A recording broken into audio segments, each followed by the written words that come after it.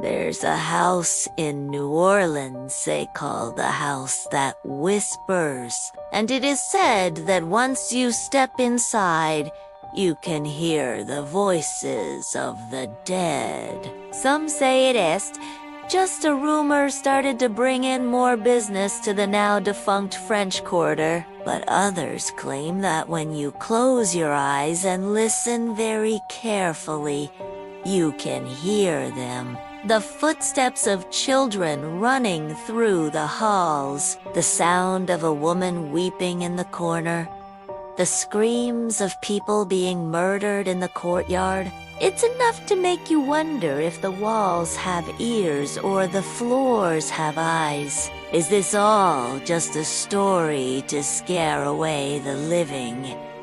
Or is there something sinister lurking within the house that whispered, "Come with us," as we explore the dark history behind one of America's most haunted houses? The exact origins of the house that whispers are unknown, but records show that it was built in the early 1800s.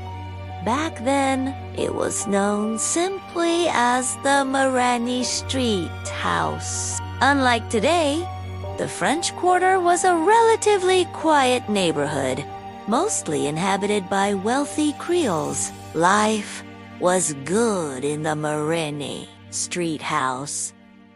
That was until a series of unfortunate events turned it into one of the most haunted houses in New Orleans. In 1834, the house was home to Madame Delphine Lalaurie, a member of New Orleans high society.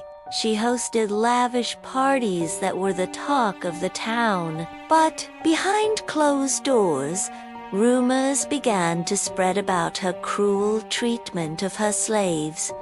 One day, a fire broke out in the kitchen. When firefighters arrived, they found several slaves huddled in a corner, crying for help. Apparently, Madame Lalaurie had locked them in the kitchen as she enjoyed watching them burn to death. This was just the beginning. As the fire spread, more and more slaves were found, some burnt alive, others beaten to death. Madame Lalaurie was arrested and charged with murder. During her trial, she claimed that the rumors about her mistreatment of slaves were false and that the fire was an accident. Despite this, she was found guilty and sentenced to death.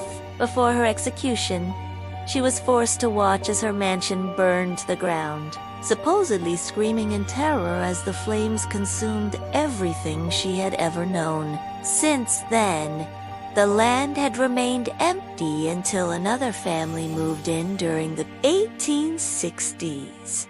They were unaware of the dark history of the home or the evil that lurked within its walls. Soon, strange things began to happen.